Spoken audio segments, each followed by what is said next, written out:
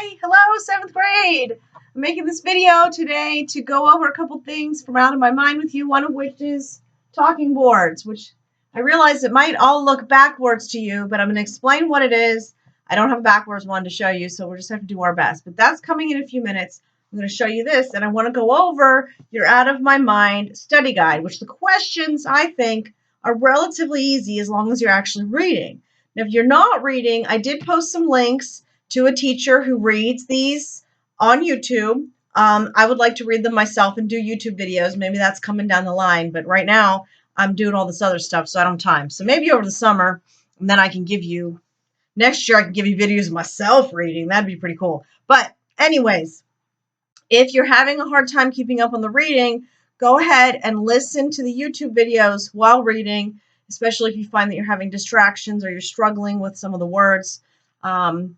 Do that. But I think this book is a really fun read, and it's a relatively straightforward. I like Melody as a narrator. She's kind of funny. She has a good attitude, and I think that makes it a lot easier to read. Also, don't forget while you're reading to keep track of metaphors and similes, because there are lots and lots and lots, and she uses them all the time. It's the main figurative language throughout the entire book. So get out with me for a second your study guides that you guys have been turning in, okay? I don't know if I'm going to go over every question. I'm going to look over it here real quick and see just some highlights that I want to make sure that you guys understand. Of course, the first page is your simile and metaphor. And then there's a whole nother page. By the time we're done with this book, you should have this full. Okay, so you should have this full, which means you should be writing things down every single chapter. Okay. The number one comprehension question, some of the important things. How does the narrator describe words? This is where we're talking about the snowflakes, and she also talks at some point, I think, about them being like lemonade, just refreshing. Melody is a girl of my own heart. I love words. You guys know I love words. I like to play around with them. I like to make up my own words. I like using different words. I like studying words. Words are awesome. So that's one of the reasons why I like this book so much. Anyways, how old is she? Okay, you guys hopefully were able to figure out how old she is. What's unique about her is that she's in a wheelchair and she can't talk, she can't do anything for herself. Number 3, explain what you think it would be like to not be able to speak a single word. So that was your opinion, wanting you to actually think it through. The biggest one I wanted you to catch, all right, maybe not chapter 2, but in chapter 3, where is it that it asks about her diagnosis? Oh, that's chapter 4. Want to make sure that you caught the fact that Melody's diagnosis is cerebral palsy, and this is why she is in the wheelchair and she can't talk and she can't walk and she can't take care of herself. Okay, so it's important that you understand that. Now, question might be then, how is she writing a book and narrating a story? But don't worry, you're going to figure that out later, okay? And hope, don't tell anybody. I know you already read it. No spoilers. All right. Okay. What happened to her? Chapter 3, what happened to Melody at the grocery store when she was 4? This was when she saw a toy that had been recalled, and she wanted her mom to alert the manager, but she had no way of telling them this. Melody has cerebral palsy. That's chapter 4. Chapter 2, how did Melody's mom react to Dr. Hughley? She got really mad at him. Remember, she got mad and tore things up, had a fit, and said, well, we're going to put her in elementary school, which I was like, yeah, go mom. Okay. Chapter 5, go through, and if you might need to, in order to name 2 of Melody's classmates, actually go back and re-look at that, which is okay. You can go back and look. And now, you know what? How old is Melody? I think she's 11. I don't remember. I'm going to have to look that one up. What chapter was that in? No, chapter 1. It's in chapter 1, which is a really short chapter. I should be able to find this. I think it's at the very end. She says, I am almost 11 years old, and I've never spoken a word. So there you go. That question was in my brain. I can't remember. Okay, so she remembers her mother whispering strength into her ear. She remembers every word her parents spoke to her or about her, and she absorbed them all. So she has a really good memory. In fact, a photographic memory, I think at some point she refers to it as, that she can remember a lot of things, which probably makes it a lot harder for her because she has all this stuff, stuffed in her head. But I like the way she describes herself, not in like a poo-poo feel sorry for me way, but it's just kind of matter of fact. This is who I am. This is how it is. And this is one of the things I like about this book, because I hope that it encourages you and all of us to appreciate ourselves for who we are, but then also to realize that other people are different, and that's okay. It's okay for the people who are different. And some people, we should help them. Okay, so chapter 4, what was Melody's diagnosis? Chapter 2, okay. Those are the ones that I really wanted to make sure I went over with you, was that you had and you knew that she had cerebral palsy, because that's important. And if you didn't find it, go back and look for it. Make sure you spell it correctly, because it is a legitimate, real disease that people really do suffer from. Some not as bad as Melody, and some just as bad as Melody.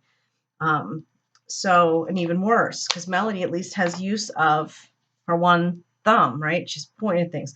Which brings me to your talking board assignment. This is the important thing. The reason why I really did this video is because I wanted to assign you to create a talking board. It mentions to us that Melody uses a talking board to communicate. And I think you'll get this more in chapter 6, which you're going to be reading tonight or tomorrow. Where it actually talks about the fact that she uses a talking board to communicate. And Mrs. B helps her with this. Now, basically, it's a board that goes on the tray of her wheelchair, and she's able to point to words and letters and things to spell out. And I kind of imagine her doing it like this, because she says she has her magic thumb. Do, do, do, do. Okay. So your challenge is going to be to create your own talking board that would be good for you in your life.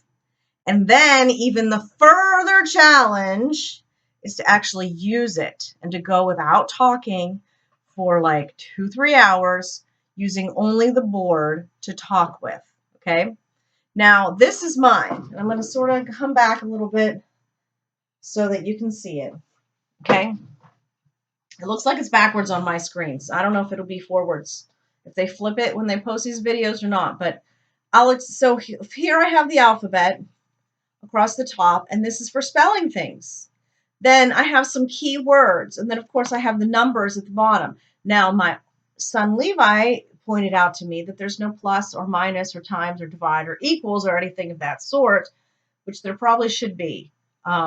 For me, if I was doing my life, or especially for you guys, if you were trying to do it in your regular life, because you would have to do that math. But as you'll find out when you read, Melody doesn't really have any real advanced math classes, at least at this point. Okay. So then I included some things that I would say on a regular basis. And you'll see how Melody kind of changes out and makes new words and changes things. So I have hello, good morning, good night, goodbye.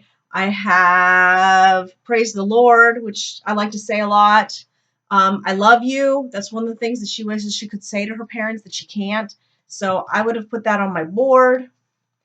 I put a bunch of emojis to show how I'm feeling, because I'm all about feelings. So I wanted to be able to say, if I'm tired, if I don't feel good, I want you to read a book to me. I want to listen to music. I want to watch TV. Okay, so those are all some options. But yours should not look exactly like mine. I also have the names of some important people in my life. So I have my husband. I thought that I had Levi, Asa. Here's Asa. Here's Levi. You can't see the green ones as well. Please, thank you. Restroom. I have to go to the bathroom, because she has to actually ask people to take her to the bathroom. Okay. Help. I need help with something. We have yes and no. Those are important ones. Everybody should probably have a yes and a no. I have itchy, because I was thinking that's one thing that would really torture me if I was itchy and I couldn't tell anybody that I was itchy. So you think those things through, outside, inside, more, less. Notice I covered as much of this as I could, and I probably could have fit something else. Maybe that's where my plus and minus and equals should go. You have to make sure that things are large enough that you can point to with your thumb or your finger, and people would be able to tell what it is that you're pointing to. So you can't make them so small that your finger would cover more than one word or more than one letter.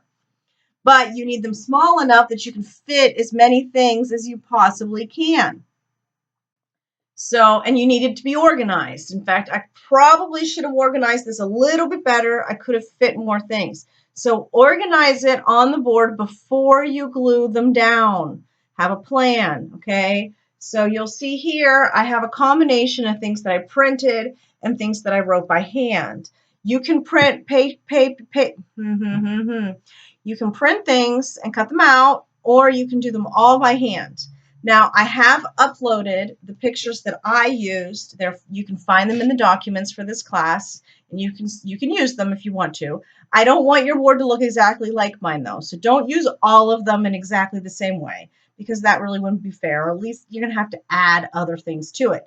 I also have supplied, I gave Mrs. Hetzler glue stick for each of you, a pair of scissors for each of you if you need it, and some construction papers. Some of it is this size, and some of it is smaller. Make sure when you go in to get your materials from Mrs. Hetzler that you also get the things that you need in order to create this board. Now mine's laminated, which is really cool. We can't laminate yours because we're not at the school, but when we do go back to the school, if you want to bring it and have it laminated, that's fine. Or if you have some means to laminate it yourself, that's okay, but it doesn't have to be. That's not the requirement. The requirement is to create a talking board that you would be able to use to communicate if you are unable to speak. And then you're going to pick a period of time, 2 or 3 hour window at least, where you're not going to talk, and you're going to use this to communicate. Now you have to warn your families ahead of time and let them know this is my communication, because one of the things that you're going to find that is hard is getting people's attention, making sure they look at the board when you're trying to talk to them. Okay? So you have until, let's see, Thursday. You have until Thursday to create the board and to use it. So you're going to create the board, and then you're going to use it, and you're going to report back to me. I want to see a picture of your board. This is probably going to be hard to scan, so you're going to have to probably take a picture of yourself holding it or something of that sort. And then I want you to actually be able to explain to me how it went when you tried to use this board to talk and didn't use your voice at all. And you see what it's like, little piece of what it would be like to be in Melody's shoes. Okay? I look forward to it. It's a fun assignment. It's hard, but it's fun. So I can't wait to see what you guys come up with. Have a good day.